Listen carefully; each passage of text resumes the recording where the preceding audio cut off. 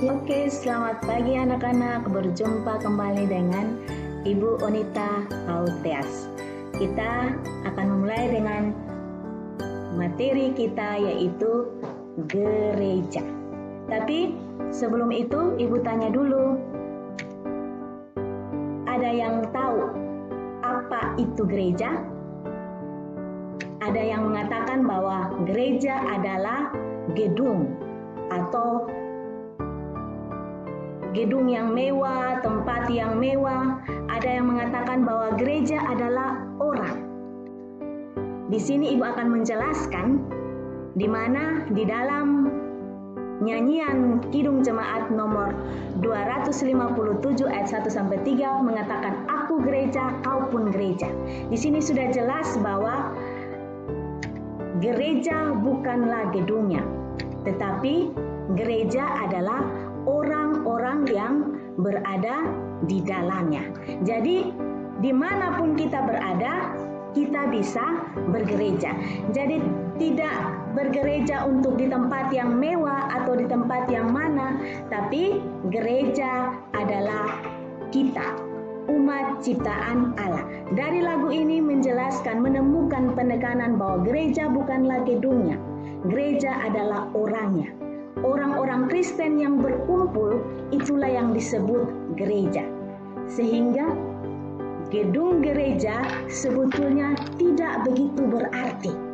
Jadi dimanapun kita berada, kita bisa bergereja. Yang kedua, orang Kristen percaya bahwa apabila ada 2 atau 3 orang berkumpul di dalam nama Yesus, maka disitulah Yesus hadir. Kita bisa baca dalam Matius 18 ayat yang ke-20. Kita lihat yang pertama, asal-usul lahirnya gereja. Gereja lahir pada saat hari raya Pentakosta. Pada saat hari raya Pentakosta, semua orang berkumpul di situ, maka murid-murid Yesus berbicara dengan bahasa yang berbeda-beda. Mereka bukan berbicara dengan bahasa mereka sendiri, tetapi mereka bisa berbicara dengan bahasa orang lain yang berkumpul di situ. Anak-anak yang Ibu cintai, kita lihat ada pengertian gereja dan istilah gereja. Di dalam Alkitab, Perjanjian Lama, Perjanjian Baru tidak pernah menyebutkan istilah gereja. Dalam bahasa Ibrani, gereja disebut gabal. Arti gabal adalah memanggil atau mengumpulkan. Kata gereja dalam bahasa Indonesia berasal dari sebuah kata dalam bahasa Portugis, yaitu igreja. Kata igreja dalam bahasa Portugis ini dekat sekali dengan kata eklesia dalam bahasa Spanyol yang mempunyai arti yang sama, yaitu gereja. Dalam bahasa Yunani terdapat 2 istilah, yaitu yang pertama, kuriaken atau kuriake. Kuriaken atau kuriake ini mempunyai arti milik atau kepunyaan Allah. Yang kedua, eklesia, terdiri dari 2 kata dasar. Yang pertama, kata ek artinya keluar. Kata klesia. Kata klesia ini ada dari kata dasar kaleo yang berarti dipanggil. Jadi eklesia artinya dipanggil keluar, yaitu dipanggil keluar dari kegelapan dosa. Anak-anak, Ibu percaya sampai di sini pasti anak-anak mengerti. Kita akan lanjut dengan mencari istilah gereja dalam berbagai bahasa. Itu nanti kita bisa akan bahas bersama. Gereja adalah pengertian gereja itu sendiri. Gereja adalah persekutuan orang percaya yang telah dipanggil keluar dari kegelapan dosa untuk tinggal di dalam terang ajaib, yaitu Kristus sebagai milik kepunyaan Allah yang hidup untuk memberitakan Injil. Cara hidup jemaat mula-mula.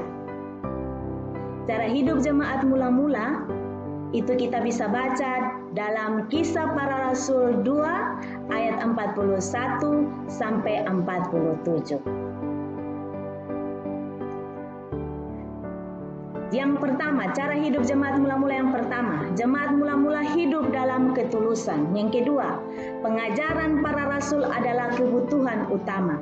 Yang ketiga, mereka sehati dan tekun berdoa.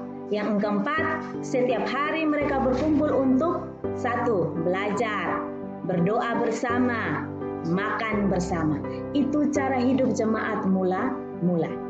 Kita lihat, Yakobus dipercaya memimpin jemaat mula-mula di Yerusalem. Sementara rasul yang lainnya menyebar keluar Yerusalem untuk memberitakan Injil.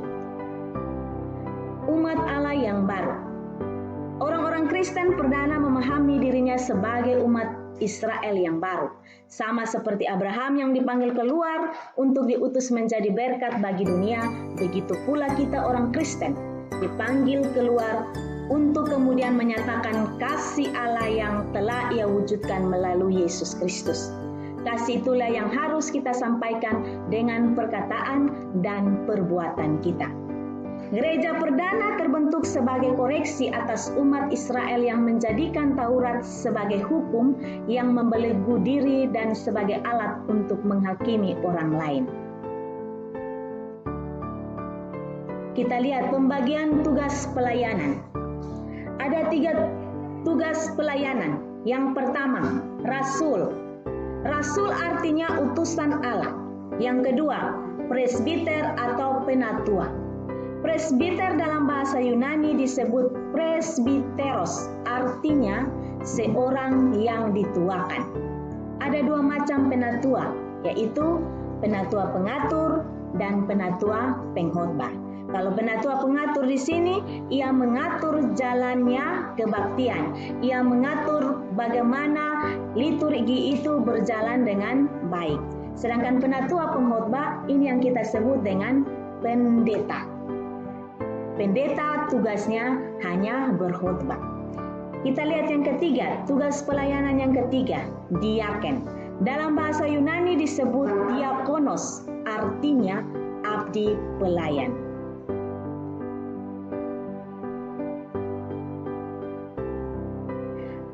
Perkembangan gereja mula-mula. Pelayanan para rasul. Perkembangan pelayanan gereja mula-mula sangat bergantung pada pengajaran para rasul. Gereja bertumbuh bukan hanya di Yerusalem, tetapi juga di berbagai kota dan di wilayah lainnya. Yang ketiga, Allah mengadakan mujizat penyembuhan melalui rasul-rasul. Yang keempat, banyak orang percaya menyerahkan diri untuk melayani di dalam jemaat. Kita lihat, Paulus melayani kaum non-Yahudi. Petrus melayani kaum Yahudi. Selain Petrus dan selain Paulus, selain para murid yang lain, Alkitab menyebutkan nama-nama yang berperan dalam pertumbuhan gereja mula-mula. Yang pertama, Stefanus.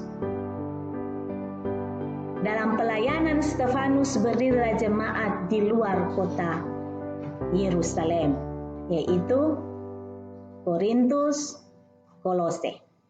Yang kedua, Barnabas. Yang ketiga, Yohanes yang disebut Markus. 4, Silas. 5, Timotius. Yang keenam, Ionike. Yang ketujuh, Lydia. 8, Filemon. Yang kesembilan, Titus. Jadi, dari ke-9 orang ini, maka berdirilah jemaat lain di luar Yerusalem, yaitu Korintus, jemaat Kolose, jemaat Filipi, jemaat Tesalonika, jemaat Efesus, jemaat Galatia, jemaat Roma. Para rasul menuliskan surat-surat yang dibacakan di hadapan jemaat. Yang pertama, Rasul Petrus. Rasul Petrus menulis kitab 1 dan 2 Petrus. Rasul Paulus menulis kitab Roma, Korintus, Efesus, Galatia, Filipi, Tesalonika, Kolose, dan Ibrani. Yang ketiga, rasul yang ketiga yaitu Filemon, ia menulis kitab Filemon. Keempat, rasul Titus menulis kitab Titus. Yang kelima, Timotius menulis kitab Timotius. Dari ketiga rasul ini yaitu Filemon, Titus, dan Timotius itu dibimbing langsung oleh Rasul Paulus. Jadi mereka tidak menulis secara keseluruhan, tetapi mereka dibimbing oleh Rasul Paulus. Yang keenam, Rasul Yakobus, ia menulis kitab Yakobus, dan Yohanes menulis kitab Yohanes. Yang berikut kita lihat tentang penderitaan dan penganiayaan dalam gereja mula-mula. Yang pertama, mahkamah agama, orang Farisi, ahli Taurat, dan para penantang Kristus bersatu untuk menghambat pelayanan mereka. Yang kedua, para rasul ditangkap dan dianiaya. Petrus dan Yohanes ditangkap ketika mengajar orang banyak. Stefanus, kita tahu bahwa Stefanus adalah yang menjadi martir pertama, yaitu ia dirajam dengan batu sampai meninggal pada waktu ia memberitakan kebenaran firman Allah. Jadi penderitaan dan penganiayaan dari para rasul ini membangkitkan semangat kita, orang muda kita, anak-anak Kristen, untuk selalu setia dalam pengajaran Allah. Untuk kita masuk dalam materi ajar kita tentang gereja sebagai umat pilihan Allah, kita akan lihat dengan kegiatan pertama kita. Kita akan menyanyikan lagu Kidung Jemaat 257 ayat 1-3. Aku gereja, kau pun gereja. Nah, dari lagu ini anak-anak boleh mendapatkan informasi apakah yang kamu dapatkan dari nyanyian di atas. Nah, bisa diskusikan dengan teman dan buatlah catatan singkat dari hasil diskusi kalian. Oke, cara hidup jemaat mula-mula, kita akan mulai dengan bagaimana jemaat mula-mula itu hidup. Maka ibu memberikan tugas, tulis 12 murid Tuhan Yesus dan menghafalkannya. Baik, tugas yang berikut yaitu menulis dan menghafalkan 7 orang semas. Pasti tahu toh 7 orang semas itu 7 orang kudus yang membantu pelayanan dalam jemaat mula-mula. Ya, tugas yang terakhir, menemukan tokoh. Pertama, temukan riwayat hidup salah satu rasul. Jadi anak-anak bisa mencari rasul siapa yang paling disukai. Nah, cari itu, lampirkan gambar rasul tersebut dengan jadikan makalah. Yang berikut, penelitian Alkitab. Anak-anak bisa baca kitab Kisah Para Rasul 9, Kisah Para Rasul 11 ayat 19, Kisah Para Rasul 13 ayat 1-12. Yang pertama, jelaskan siapakah Paulus. 2, apa yang dikerjakan oleh Paulus. Yang ketiga, bagaimana ia bertobat dan menjadi rasul. Yang keempat, bagaimana perdebatan dalam jemaat mula-mula tentang pertobatan Paulus. Kelima, bagaimana Paulus diterima untuk melayani jemaat mula-mula. 6, siapakah yang menjadi rekan sekerja Paulus. 7, keteladan apakah yang dapat diteladani dari Paulus. Berikut, menggambar peta. Gambarlah peta penginjilan Paulus berdasarkan 3 rute perjalanannya. Yang pertama, gambar dalam satu peta dengan menggunakan 3 warna yang berbeda untuk masing-masing rute perjalanan.